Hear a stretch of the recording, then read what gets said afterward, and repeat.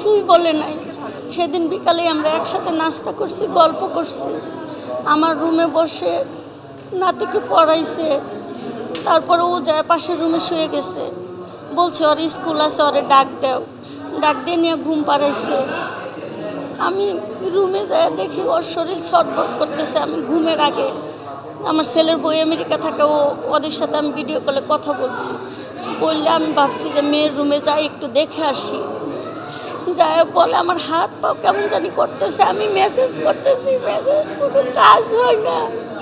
দৌড়াই আমি pressure মাপছি, pressure উপরে নিচে সব ঠিক আছে।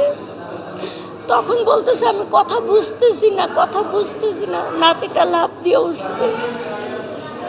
ওঠার পরেই বলছে আমার মেয়ে কেমন জানি হয়ে যেতেছে, তোমার আন্টিকে ফোন দাও। আর আন্টিকে ফোন দিছে, ওর খালুকে নিয়ে আসছে। আর ওইভাবে গাড়িতে উঠাইয়া এমনি সিনাই নিয়ে গেছে। যাওয়ার সাথে সাথে জরুরি বিভাগে ঢুকাইছে। আমি নাতি নিয়ে পরে রিক্সা দিয়ে গেছি।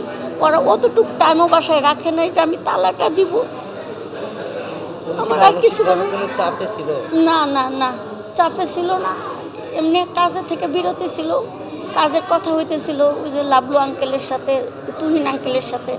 এই যে ঈদের পরপরই কাজ ধরার কথা, 2টা কাজ কথাবার্তা হয়ে আছে। মামনি আমি তো যেহেতু এত ব্রেক দিছি, আমি তো এখানে সবার সাথে কাজ করতে পারবো না, জুনিয়রদের সাথে। তারপরে গিয়াসুদ্দিন সেলিম আঙ্কেল বুধবারে ডাকছিল, কিন্তু সে দুর্ভাগ্য যাওয়া হলো না। আর এখন যাই হোক, আমার মেয়ের জন্য আপনারা দেশবাসী সবাই দোয়া করবেন। আপনারা সবাই আমার মেয়েকে যদি ভুল করে থাকে মাফ করে দিবেন। আমি দোয়া চাই আপনাদের কাছে, আর কিছু না।